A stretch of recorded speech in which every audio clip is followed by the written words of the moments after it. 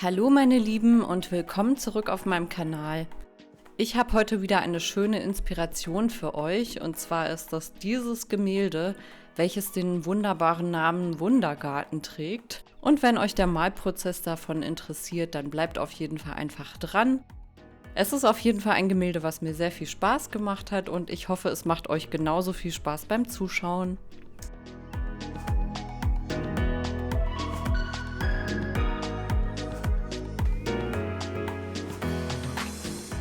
Ehrlich gesagt habe ich mir einfach nur ein paar Farben geschnappt und direkt losgelegt. Ich wusste gar nicht so wirklich, was am Ende bei rauskommt und habe einfach den Prozess passieren lassen. Und ich finde, manchmal entstehen so die tollsten Gemälde überhaupt. Hier habe ich zum Beispiel einfach ein bisschen Wasser genommen und die Farbe runterlaufen lassen. Hier sieht man auch, wie das da so schön runtertropft. Und allein dadurch entstehen ja auch schon ganz tolle Muster und Strukturen auf der Leinwand. Und ich habe da einfach mal so ein bisschen mit herum experimentiert und das so geschehen lassen, wie es gerade gekommen ist.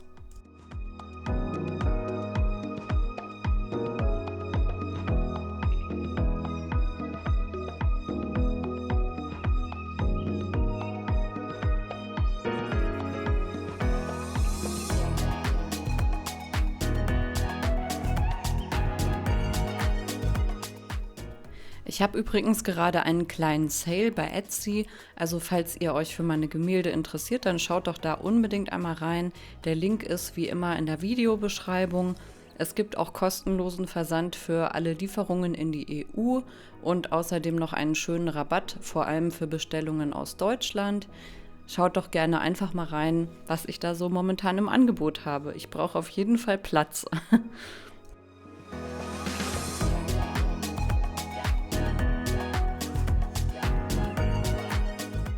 Mir gefällt an dem Gemälde auf jeden Fall, dass da viele so Weinfarbtöne mit drin sind, also so ein Weinviolett und Weinrot und außerdem viele schöne herbstliche Farbtöne wie dieses Olivgrün oder auch dieses Ocker und ich finde, das verbindet sich dann so auf eine ganz frische Art auch mit diesem Blau.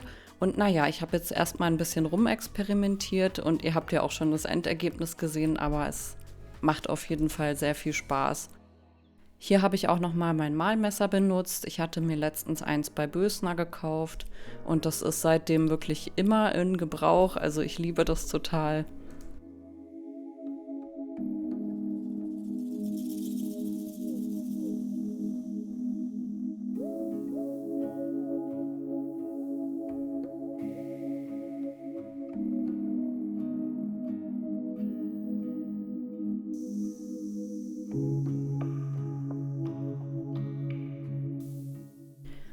Ich ziehe hier einfach immer so ein bisschen die Farbtöne ineinander, damit die sich auch gleichzeitig miteinander verbinden.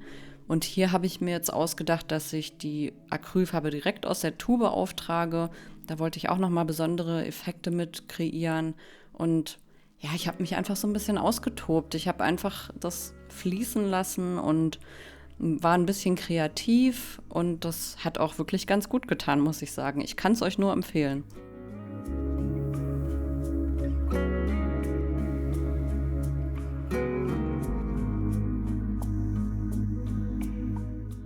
Ich glaube, im Großen und Ganzen kann man über dieses Gemälde sagen, dass ich versucht habe, es möglichst kontrastreich zu gestalten, dass es aber auch nicht zu düster wirken sollte, sondern so einfach passend für den Herbst. Ich wollte damit außerdem diese Leichtigkeit ausdrücken, dieses ausdrucksstarke Malen, wenn man gerade wirklich im Moment ist und dieses Verwunschene auch gleichzeitig, weil es ist ja wie so eine Art magischer Garten entstanden am Ende. Einfach so eine Mischung aus beidem.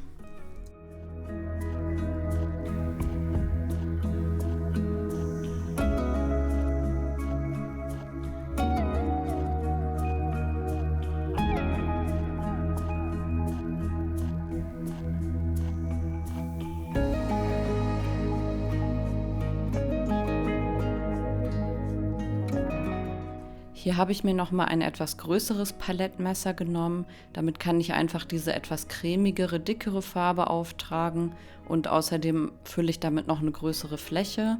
Das ist ja auch so eine deckende Farbe und die kann man immer damit sehr schön auftragen, wie mit so einem Kuchenglätter. Ich hatte eine Zeit lang auch einfach einen richtigen Kuchenglätter dafür benutzt. Ich habe jetzt aber dieses Palettmesser von Bösner und ich finde, das ist viel leichter damit zu arbeiten, weil das einfach elastisch ist und sich mit der Leinwand so ein bisschen mitbewegt. Deswegen würde ich, glaube ich, nicht mehr zum Kuchenglätter greifen. Der war dann doch ein bisschen steif von der Handhabung her, finde ich.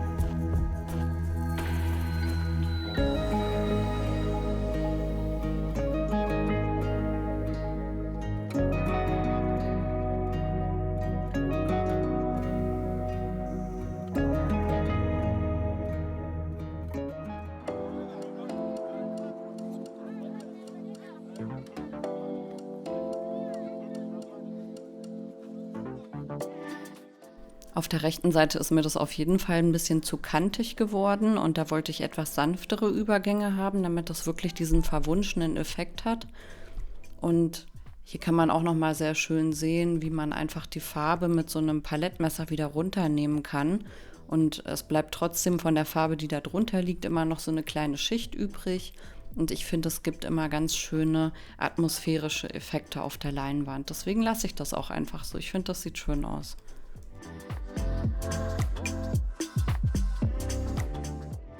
Das Ganze funktioniert natürlich nur, wenn man schnell arbeitet, also möglichst nass in nass.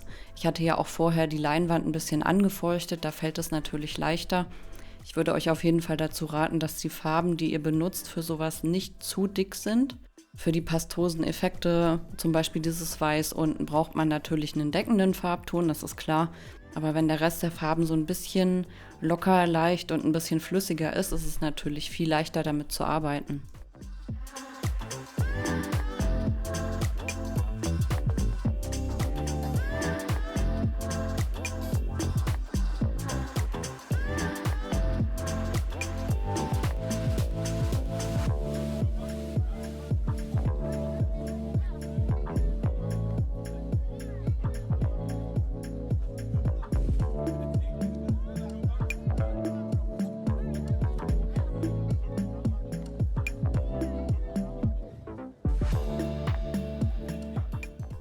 Mit diesem Palettmesser kann man auch so kleine Strukturen in die Leinwand reinkratzen, also quasi in die noch feuchte Farbe so ein bisschen reinritzen, ganz vorsichtig, damit da so Strukturen und Linien entstehen.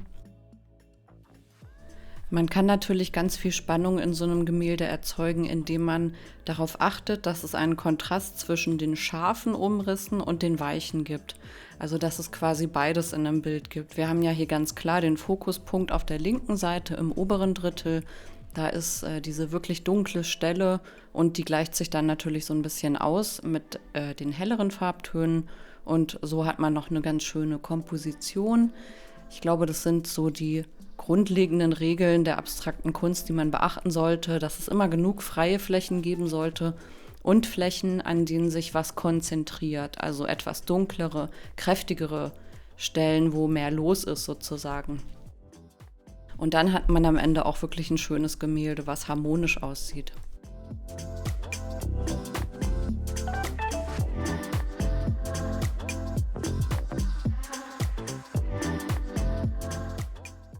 Ich bemale natürlich wie immer auch die Seiten von meinem Gemälde. Das ist mir ganz besonders wichtig. Und gerade hier bei dieser 3D-Leinwand, die ja so ein bisschen tiefer ist als eine normale Leinwand, sieht das richtig gut aus, wenn die Farbe da noch einmal komplett um die Ecke rumgeht.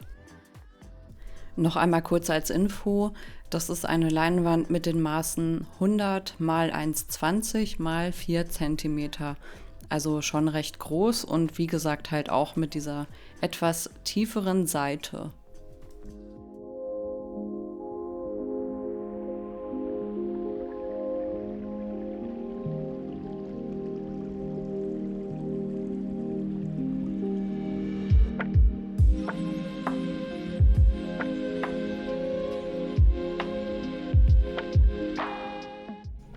Das Gemälde ist jetzt fertig und hier habt ihr erstmal noch ein paar Detailaufnahmen von dem Gemälde.